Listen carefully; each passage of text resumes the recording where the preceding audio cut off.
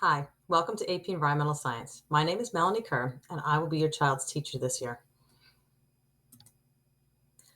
A little bit about me. I'm a graduate of the University of North Carolina at Chapel Hill, and I'm also a graduate of Voorhees High School. I have two daughters in the Lebanon Township School System, and my husband's an assistant superintendent in Somerset County. I can appreciate the challenges that we're facing this year as we return back to school. Know that all the people working around me and including myself, we have worked tirelessly to make this year the best possible that we can for your children. I've watched lots of webinars, I've read lots of books, and learned a lot of new technology things that we're going to be trying out in the classroom. And so, while this year will feel different from other years, I think there's going to be some good benefits that we can gain and new tools that we can take forward even after this is all over. A little bit about our course. I think it's one of the most practical courses that we offer. We're going to learn things: earth systems, water systems, populations, both human and animals, energy sources, renewable and non renewable, pollution, waste, and climate change. Your children should be asking you questions about your own personal lives. They have no idea about city water versus well water, and septic systems versus a public sewage system, and propane versus electric versus oil heat. And so this class generates a lot of general learning that they're not aware of and is good just for anything for the rest of their lives. So I really like the practical applications of this course. We're designed to take a test. So it's an AP class. I really believe in the AP system and how it works. There's an AP test on Friday, May 14th at noon. It's already scheduled and it's given at Voorhees High School. The College Board is really feeling strongly that we'll be back to the traditional paper and pencil tests back in the school building, and I'm optimistic that that will happen as well. If it can't happen, the College Board did a quick 180 at the end of the year last year and put together an all virtual test. So I have no concerns that they will be able to do that again if we need to go that route, but I hope we don't. The sign up for the test is soon. It has to be completed by the end of October, and the cost is $95. And sometimes people think that that's a lot of money, but that pays for a college course, and those can run upwards of thousands of dollars, even at the local level. The information will be forthcoming, and I'll send more information about that. But it's a sign up with total registration. The AP test is scored on a score of 1 to 5, with 3, 4, and 5 considered passing. Last year, even with the circumstances that we had, all but 4 students took the test last year, and they did very, very well. So I have no doubt that your child will be prepared to take this test and do just as well. The test is a 3-hour test, and half of it is multiple choice. 85 questions there. And the second half is free response, 3 questions, essay type, experimental design, math, and environmental solutions. We'll be practicing those modalities all year in the way we work. Things that are important to you and to your child is how I will grade and assess them. So we'll have a variety of things that we will do. We will do labs, we'll do notes, we will have practice multiple choice and practice free response questions. We'll have tests, quizzes, notes, activities. I guess the most important thing is that grading is total points. So however many points they earn on that particular assignment is what they will be worth. And then there's a comment in the grade book that I can put in that's MU, and MU means make up. It calculates as a 0, and that's by design because I want to draw attention to that assignment, both to your child and myself and you, so that you can see.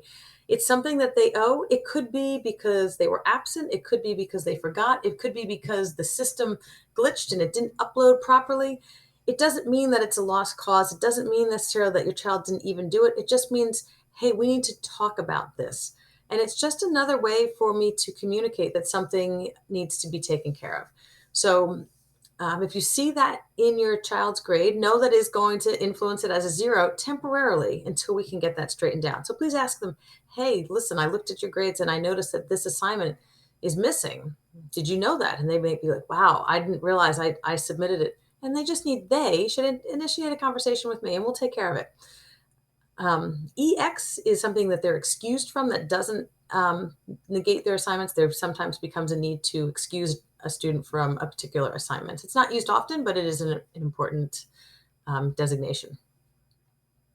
My goals for this class, obviously to learn environmental science, but really I want them to foster a love of learning and a love of the environment. I want them to enjoy coming to class.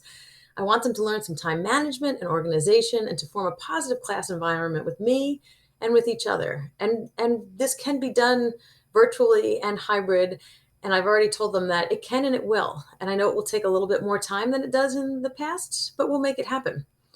I want them to learn to ask for help of me and of each other. And I think that that's a really important skill as well, to learn to advocate for themselves and speak out. I can't just stop by and see them all the time in the hallway or in the mall and ask them what's going on. So there's going to be more initiation this year, and that's okay. I think that's a good skill to have.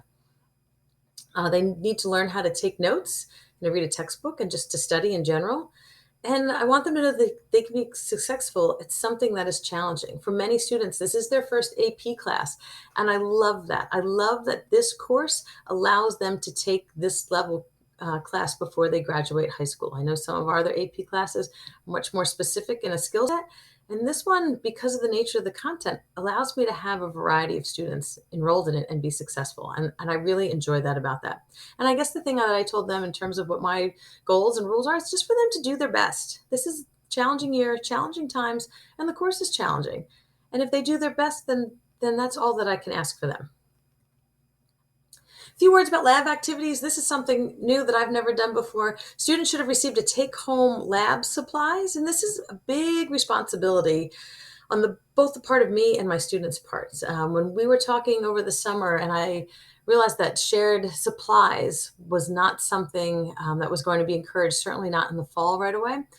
I was concerned because I wanted my students to have a lab experience because I think it's one of the best things we can do in environmental science. And I know the nature of my course is different from other science classes in that we're dealing with things like soil and seeds and bird seed and not dangerous chemicals. So I know that I have more flexibility than other areas. And I wanted to do that. So the school was very supportive of allowing me to put in another order and get some supplies for your children. And they might need your help with some of them. There might be some group activities that we need some family participation in. There's alternatives for any assignments that students feel uncomfortable completing.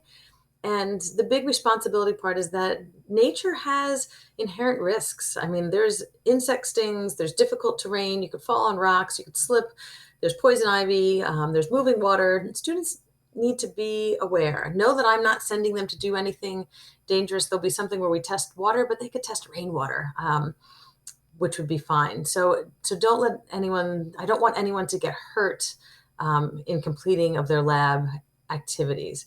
And there was a safety contract that they had to sign, and they were supposed to do it with you, and you were supposed to type in your name that you also agreed to this as well. So I will attach that to an email so you know, but I'm hoping you're aware that you've also agreed to know that they're going to be doing some activities. Now, that being said, these are, you can see by the supplies that it's mostly seeds and some salt and soil and colored pencils and an inflatable globe and things like that. So I'm lucky that our course allows us to do activities with many simple home supplies. And then how can you help? Engage your child in conversation about our class. It's always relevant. It's always easy to discuss, and ask them what they're learning because it's interesting. And a lot of times I hear from families and parents that they've learned a lot about what we're doing. If you have any good contacts or resources, we have an advantage to take advantage of this virtual learning scenario to maybe invite in a virtual guest speaker where things can be more complicated to try to coordinate in traditional school. We have some advantages that might be easier for them to coordinate. So if you have any contacts or you yourself would have something to offer, please let me know.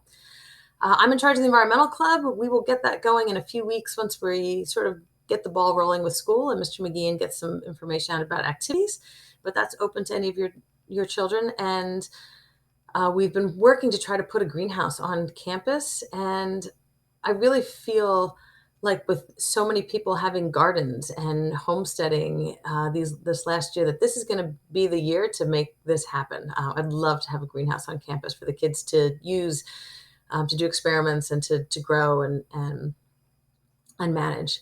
And then please contact me if there's anything that I can do to help support your child at any point in the school year, in any way, shape, or form. Please have them contact me, or sometimes you contact me. Whatever, depending on the scenario, is the best option.